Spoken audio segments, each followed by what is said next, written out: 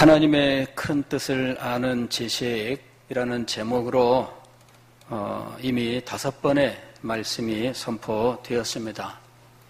하나님의 큰 뜻에 대한 설교를 하기로 생각한 이유는 우리들의 신앙이 생명과 활력을 상실하고 능력이 없는 이유는 하나님의 큰 뜻을 제대로 깨달아 알지 못하기 때문이다라는 사실과 젊은이들이나 혹은 사람들이 그 믿음이 새로워지고 변화되는 중요한 동기 중에 하나가 하나님의 큰 뜻에 대한 깨달음에 있다라고 하는 사실에 근거해서 오늘 코로나 사태로 인해서 믿음의 용기도 사라지고 여러 가지로 힘들고 어려운 이 시대에 우리가 어떻게 우리의 신앙을 지키고 혹은 더욱더 뜨겁고 능력 있게 이 신앙을 세워나갈 수 있을 것이냐라는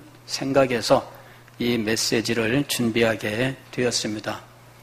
하나님의 큰 뜻은 하나님께서 행하시는 큰 일과 관련이 있습니다. 작은 일을 행하는 데에는 작은 뜻이 필요해요. 하찮은 일에는 뜻이라고 할 만한 것도 없습니다. 그러나 큰 일은 반드시 큰 뜻이 있어야만 행할 수 있는 거예요. 아니, 큰 일 자체가 큰 뜻이라고 하는 이 뜻으로부터 나오는 것입니다. 그래서 오늘 우리는 하나님께서 큰 일을 행하신 분이시되 큰 일은 하나님의 큰 뜻으로부터 나왔고 하나님의 큰 뜻이란 하나님의 목적과 관련이 있다라는 사실을 그동안에 함께 생각을 한 겁니다. 하나님께서 창조라고 하는 큰 일을 행하셨을 때 창조의 큰 일을 행하실 이 큰 뜻은 하나님의 목적에서 나온다는 거예요. 하나님의 목적이 하나님이 큰 일을 행할 뜻을 세우게 하는 거잖아요. 그래서 하나님이 구원의 큰 일도 역시 하나님의 큰 뜻으로부터 나온 거예요. 창조와 구원이라고 하는 이 크고 놀라운 일은 하나님의 큰 뜻으로부터 나왔어요. 이럴 때 이 하나님의 큰 뜻은 목적이라는 거예요, 목적. 그래서 창조의 목적을 생각했던 거예요. 창조의 목적은 하나님의 영광을 나타내는 거예요. 또 구원의 목적도 하나님의 영광을 나타내는 거였습니다. 그러나 뜻이라고 하면은 이 목적과 더불어서 조금 더 폭넓은 의미를 갖게 됩니다. 하나님이 큰 뜻을 가지고 그 뜻을 실행하신다 할 때에 목적과 아울러서 계획과 의지가 그 안에 담겨 있는 거예요. 우리가 뜻이라고 이야기할 때에는 목적을 두고도 뜻이라고 이야기를 하고 또 그의 계획을 두고도 뜻이라고 이야기하고 혹은 실행할 의지를 가지고도 뜻이라고 이야기를 해요. 그래서 우리가 하나님의 뜻이다라고 이야기할 때에 하나님의 목적과 하나님의 계획과 하나님의 의지를 말씀하는 것이다라는 사실을 알아야 돼요. 즉, 하나님께서 큰 뜻을 가지고 계신다면 하나님은 자신의 영광이라는 목적을 따라서 두 번째 그 목적을 성취하실 계획을 가지시고 세 번째 계획을 끝까지 성취하실 의지를 가지고 행하신다라는 거예요. 하나님의 뜻이라고 이야기할 때에는 이렇게 세 가지를 기억하셔야 돼요. 첫째는 하나님의 목적이에요. 둘째는 하나님의 계획입니다. 셋째는 하나님의 의지예요. 하나님의 목적, 그것은 하나님의 영광이라고 말씀을 드렸습니다. 지난주에는 이 하나님의 영광에 대해서 조나단 에드워즈가 말씀하는 4가지 하나님의 영광의 용법에 대해서 말씀을 드렸어요. 첫 번째, 성경에서 발견하는 하나님의 영광의 용법은 하나님의 본체의 영광, 즉 하나님 자신의 하나님 되심을 나타내는 하나님의 탁월하신 성품들을 가리켜서 하나님의 영광이라고 말을 한 거예요. 하나님의 영원하심, 무한하심, 불변하심과 같은 이러한 능력을 가리킬 때에 그것을 하나님의 영광이라고 불러요. 왜냐하면 이 무한이라고 하는 이 특성은 피조물 가운데선 찾을 수 없는 하나님만 가지고 계시는 탁월한 성품이거든요. 불변하신다라는 이것도 인간 세상에서는 찾아볼 수가 없어요. 이 세상에 그 어느 것도 불변한 것이 없습니다. 과학자들이 이 당연한 사실을 현대 물리학에서 연구를 했는데 아주 어렵게 이야기를 했어요. 엔트로피가 증가하는 방향으로 세상이 변하고 있다. 만물 유전, 즉 만물은 변한다라는 이 오래된 철학자의 이런 말이 현대 물리학으로 증명이 되었는데 그 모든 것들은 무엇을 이야기하느냐 하면 이 피조 세계는 불변하지 않고 늘 변하고 있다라는 거예요. 피조 세계는 변하고 있으며 또 학자들이 이 우주를 자세히 연구를 하고 그 다음에 무수히 생각을 했는데 이 우주가 무한하냐라는 것이었어요. 무한하냐? 연구를 해보니까 우주는 무한하지는 않아요. 그러나 끝이 있느냐? 이런 질문을 던지면 우주의 끝에 대해서는 없다라고 말할 수 있지 않을까라는 것이 현대 과학자들의 결론이에요. 유한하지만 끝은 없다 이렇게 결론을 내리는 거죠. 유한과 끝이 없다가 어떻게 동시에 존재할까? 그건 당연한 거예요. 가령 원이 있으면 원은 시작도 끝도 없어요. 원은 그냥 시작도 끝도 없이 원이에요. 그러잖아요. 원 동그라미 하나 그려놓고 거기 시작점이 어디예요? 그냥 인간이 점을 찍어놓고 여기를 시작이라고 하자라고 해야 시작인 거지. 안 그러면 원은 시작도 끝도 없어요. 그러나 유한하죠. 분명히 한계는 있어요. 그러나 끝은 없지요. 이런 것들이 이 평면상에서뿐만 아니라 이 입체적인 공간에서도 작용하고 있으며 우주 공간에도 작용하고 있다는 거예요. 자, 어떤 경우에 끝이 없는 이런 결과가 나올 수 있느냐? 휘어질 때. 직선이 있으면은 이 직선은 똑바로 가요. 그러나 직선을 그려놓은 면이 휘어지면 직선이 언젠가는 뺑 돌아가서 만나죠. 예. 그러니까 면 자체가 평평하고 한없이 펼쳐져야 이게 끝이 분명히 있는 건데 면이 휘어지면 이게 반드시 동그랗게 만나게 돼 있어요. 휘어지면 끝이 없는 현상이 나타날 수 있죠. 우주 공간도 마찬가지예요. 우주 공간도 휘어져 있느냐? 과학자들이 연구를 했어요. 천체 물리학자들이 망원경을 가지고 연구를 했는데 우주 공간이 휘어져 있다. 이것을 알게 됐어요. 예전에는 하늘을 쳐다보면은 하늘이 둥글다고 생각했었고요. 그 궁창이라고 불렀어요. 그런데 학자들이 연구를 해보니까 우주 공간은 그 공간 내부가 그냥 균일하지 않다는 거죠. 이 블랙홀에 의해서 이 우주 공간에 왜곡 현상이 나타나게 된다는 거예요. 그래서 이러한 휘어짐 현상이 우주에 있다라고 하는 것이죠. 그러면서 우주는 빛을 쏘고 이 빛이 언제까지나 갈 수 있다면 한 바퀴 돌아오지 않을까, 이제 이런 생각도 하는 거예요. 자, 어쨌든 여러분, 이 우주를 보면서 이 하나님이 얼마나 크고 놀라운 분이신지, 이런 것들을 창조하신 분을 우리가 어떻게 영광스럽게 하지 않을 수 있느냐 하는 거예요. 하나님은 무한하며 불변하시며 영원한 분이세요. 이것이 하나님의 탁월하심이에요. 이것이 하나님의 영광이에요.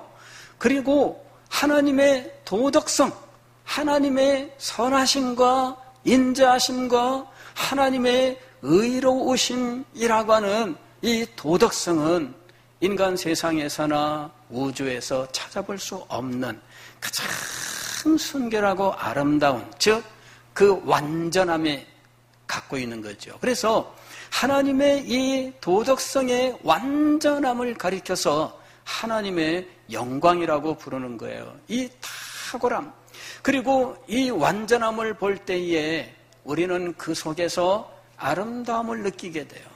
그리고 아름다움을 보게 되면 마음속에서 무한한 기쁨이 솟아나게 돼 있어요. 감동이 솟아나요. 아름다운 것을 보고 감동이 일어나지 않는다. 근데 이상한 거예요. 아름다움을 보면 감동을 해야 돼요. 여러분, 하나님의 영광이 그 본체의 영광으로 존재하고 있어요. 그런데 하나님은 이 영광을 나타내시는 분이에요. 이 나타내시는 것을 현시적 영광, 즉 현시라고 하는 것은 나타내는 거예요. 보여주는 거죠. 보여주는데 아주 선명하게 보여줄 때 이거를 현시라고 이야기를 하는 거예요. 전시라는 말이 있죠. 전시라는 말은 이거는 펼쳐서 다양하게 이렇게 늘어놓고 보여준다. 이럴 때 늘어놓고 보여주는 것을 전시라 그래요. 즉 하나님은 당신의 영광을 나타내시는 거예요. 어떤 방식으로 나타내시느냐? 창조의 방식으로 우리에게 나타내셨어요. 하나님이 전시회를 하셨는데 창조 전시회를 하신 거죠. 그래서 6일 동안의 창조를 하시고 우리가 6일 동안의 창조라고 하는 전시관에 가게 되면 그곳에서 하나님의 영광이 나타나는 것을 볼 수 있는 거예요. 자, 구원이라고 하는 전시관이 있습니다. 그 구원의 전시관에 들어가게 되면 하나님께서 죄인들을 부르시는 것으로부터 시작해서 중생과 회개와 믿음과 양자됨과 성화와 영화까지 이르게 하시는 영광스러운 구원이 있고요. 이 개인에게 구원을 주시기 위하여 하나님께서 인간의 타락과 더불어 중보자로서 독생자 예수 그리스도를 세우시고 중보자를 통하여 믿음으로 구원 얻게 되는 믿음의 도리를 가르치시고 그리고 중보자에 대한 계시를 역사 속에 나타내 주시면서 시대별로 중보자의 계시를 받아서 믿음으로 구원을 얻게 하신 거예요. 이 구원의 전시관에 들어가게 되면 구원이라고 하는 그림들이 붙어 있습니다. 하나님의 부르심이라는 구원이 붙어 있고 또 여기에 가게 되면 중생이라고 하는 조각품이 있어요. 또 저기를 가게 되면 회개라고 하는 도자기가 있고 또 저기를 가게 되면 칭의라고 하는 또 작품들이 있는 거예요. 우리가 그곳에 들어가면 순서대로 하나하나 살펴보게 되는 거죠. 그럴 때 그곳에서 무엇을 발견하는 거예요? 하나님의 영광을 발견하는 거예요. 이것이 전시, 하나님의 영광의 전시예요. 이것이 분명하게 드러나게 하는 것이 현시라고 부르는 거예요. 현시적 영광입니다. 여러분, 저는 박물관 참 많이 갔어요. 서울에 있을 때 젊은 그 대학생 시절에 서울 국립중앙박물관을 자주 갔습니다. 일주일에 한 번씩은 가고 그랬어요. 사학과도 아닌데 가서 주로 어디를 갔느냐 그러면 도자기, 고려 청자, 조선 백자 여기 가서 열심히 봤어요. 도자기 9세기부터 고려시대에 이 송나라 그 도자기 영향을 받아서 이 청자가 만들어지기 시작을 하는데 송나라에 그 청자 전통이 있어요. 이게 송요라고 해서 오늘날까지도 있어요. 그런데 송나라의 그 청자 전통을 받은 고려가 그것을 뛰어넘는 놀라운 이 색깔을 만드는 거예요. 도자기 모양이 아니라 색깔입니다. 색깔. 그것을 비색이라고 불러요. 그리고 이 상감이라고 하는 이런 기법을 사용을 해서 도자기에다가 그림을 파고 그림에다가 이걸 또 색깔 있는 그걸 메워서 이거를 그림을 실제로 흙으로 그려 놓는 거죠.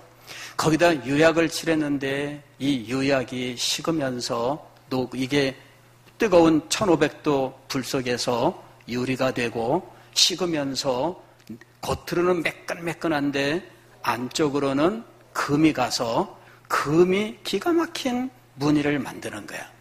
그런 것들을 일일이 다 가서 관찰을 하는 거죠.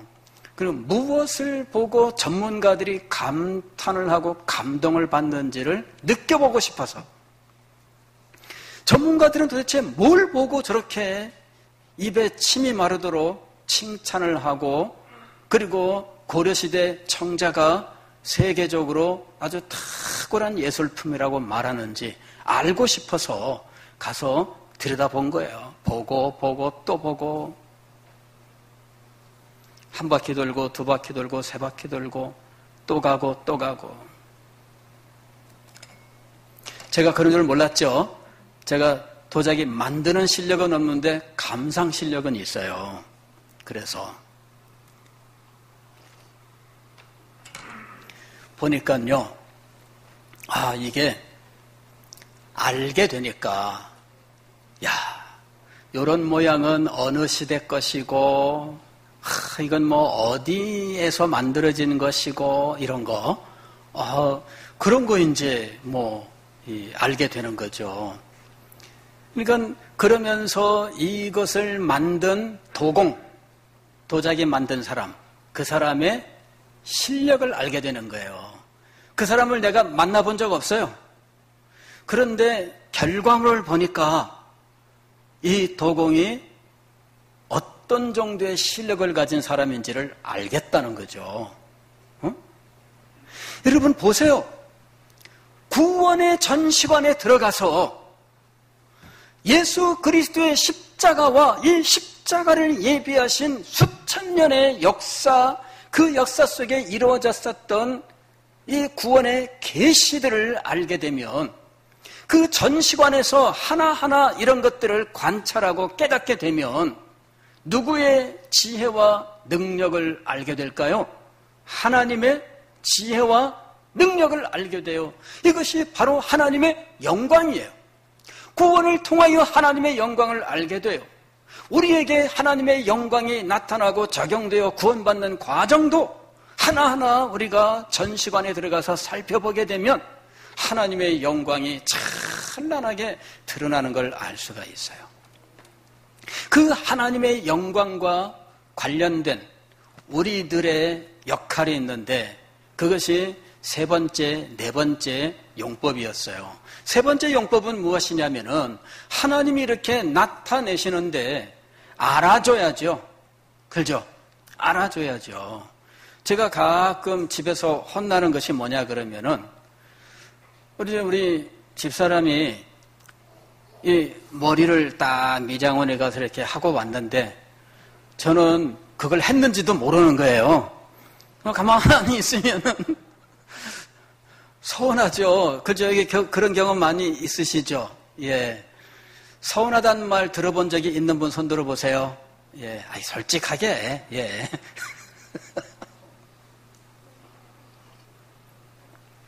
알아주지 않으면 어때요? 이거 속상하잖아요. 서운하잖아요. 하나님이 영광을 나타내시는데 관심이 없어. 그리고 눈에 뻔히 보이는데도 그거 무슨 대단할까? 그리고 그냥 넘어가는 거예요. 그러면 얼마나 서운하시겠어요. 아니, 공부를 열심히 했어요. 이래가지고 전교 1등을 해가지고 성적표를 딱 들고 와가지고 요 성적표를 집에 테이블 위에다가 우리 엄마 아버지 보시라고 딱 이렇게 올려놓은 거 있죠.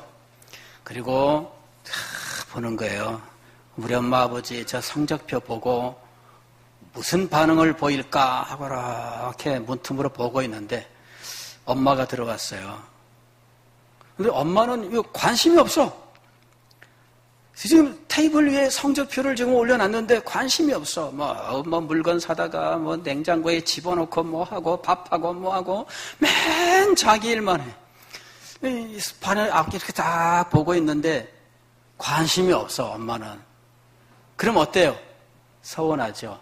나와가지고 은근히 이게 뭐지? 테이블에 이게 뭐지? 근데 엄마는 바빠, 딴 거 하느라고. 그렇죠? 아버지가 나중에 들어왔어요. 아버지 들어오더니 저건 뭐야? 했더니 엄마는 그제서야 보고 성적표네? 이제 기다리고 있습니다. 그래, 이제 얼마나 저걸 보고 놀래실까? 그랬더니 보더니만은 뭐 잘했네. 야, 실망이죠. 잘했네가 뭐야? 잘했네가 물론 잘했지. 근데 말이 잘했네. 이게 잘한 거예요? 안 한 거예요? 이 참 한국 사람들은요, 잘했어도 100점을 못 맞으면은 잘했다고 생각 안 하죠. 네, 우리 아버지는 보더니 하시는 말씀, 전교 1등, 전국 1등도 아닌데, 실망이에요. 전교 1등인데 아버지는 전국 1등도 아니네 이러고 있는 거예요. 그러면은 얼마나 실망해요. 하나님께서 영광을 나타내셨어요. 창조를 통해서 구원을 통하여 전시관을 세우시고 그 안에 들어가서 그것을 목격하고 그리고 나서 보고 난 다음에는 어떻게 해야 돼요? 얼마나 하나님의 영광이 놀라우냐? 그 마음속에 감동이 있어야 되잖아요. 그 아름다움을 보고 감격하고 그리고 그 자세하게 들여다보면서 더 감동을 하고 그러면서 세밀하게 따져보면서 나중에 다른 사람한테 내가 그거를 말로 그리라면 그릴 수 있을 정도야. 말로 설명을 해주는데 들어본 사람들이 하는 말이 야, 나는 가서 보지 않았지만 네 말만 들어도 난 눈으로 본 것 같아. 하나님의 영광을 가지고 우리에게 어떻게 행하실 역할을 주셨어요. 그 첫 번째 역할은 무엇이냐 하면은 알아보는 거예요. 알아보는 거. 관심이 없고 내일만 신경 쓰느라고 하나님에 대하여 그 영광에 대하여 뭐 관심이 없어요. 눈에 뻔히 보여도 알아보지도 못하고 그냥 자기 생각에 빠져서 자기 일만 하고 다닌단 말이에요. 이것이 세상 사람들의 모습입니다. 하나님을 알만한 것이 자기들 속에 있을지라도 하나님을 알지 못해요. 이것이 이 죄인들의 특성입니다. 그런데 오늘날 우리들도 이와 같은 특성들을 가지고 사는 경우들이 너무나 많다는 거예요. 하나님의 창조에 나타난 영광을 아세요? 구원에 나타난 하나님의 영광을 아세요? 자기 백성들에게 베푸신 하나님의 사랑과 은혜를 아십니까? 그걸 통하여 하나님의 영광을 발견하셨어요? 그 영광이 여러분의 마음속에 감동이 되셨습니까? 그리고 이 영광을 주체하지 못하여 나아가서 감격적으로 이 사실을 전파하는 사람이 되고 있습니까? 찬송의 영광의 네 번째 용법은 찬양이에요. 찬양. 그 영광을 높이는 거죠. 정말 대단하십니다. 하나님 창조에서 하나하나 살펴보니 하나님의 지혜가 놀랍고 하나님의 능력이 놀랍고 하나님의 사랑이 놀랍습니다. 그것을 세밀하게 발견하면 발견할수록 그것을 나아가서 생생하게 전달을 할 수 있게 되면 더 생생하게 말할수록 더욱더 큰 감동이 밀려오고 하나님께는 더 큰 영광이 되는 거예요. 하나님께서는 당신의 영광을 나타내시며 이 영광을 나타내는 삶을 우리들에게 지시하신 거예요. 이 네 가지 용법을 우리가 잘 알아야 돼요. 그 중에 우리에게 주신 역할이 세 번째, 네 번째예요.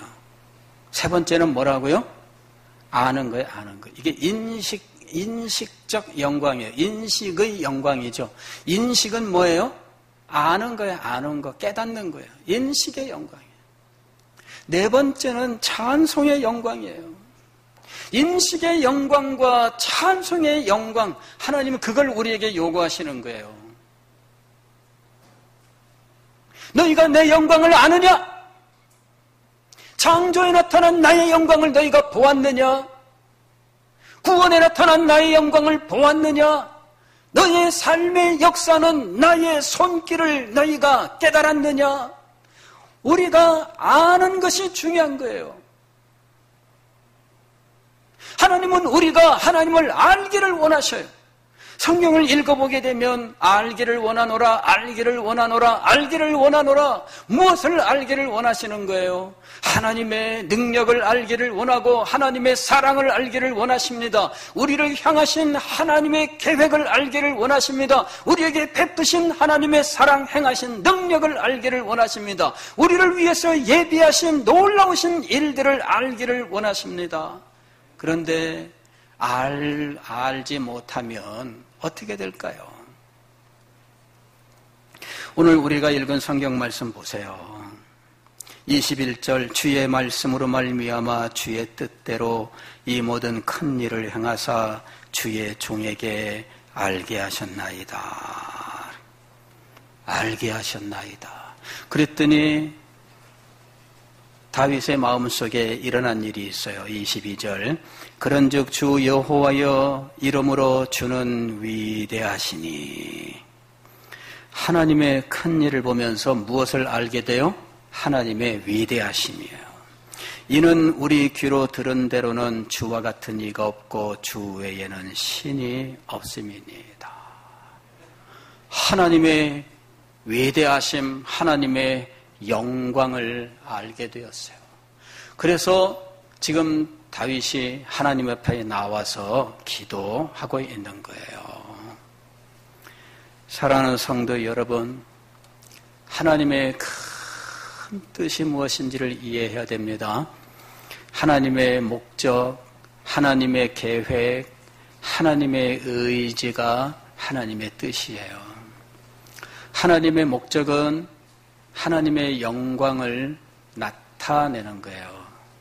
그리고 하나님의 그 목적에 응답하는 우리의 역할은 하나님의 영광을 깨닫고 그 영광을 감격적으로 마음을 다하고 뜻을 다하고 성품을 다하여 찬송으로 영광을 돌리는 거예요. 하나님 뜻을 알아야 됩니다. 하나님의 뜻을 알지 못하면 우리가 그리스도인으로 살 수가 없어요. 하나님의 뜻 안에 하나님의 영광이라고 하는 이 찬란한 빛을 발견하지 못하면 우리는 그리스도인으로서 살 수 없어요. 사랑하는 성도 여러분, 하나님의 큰 뜻 속에 목적과 계획과 의지를 아시고 하나님의 영광의 아름다움을 목격하면서 찬양하며 기쁨으로 사시는 여러분이 되시기를 주의 이름으로 축원합니다. 기도하겠습니다.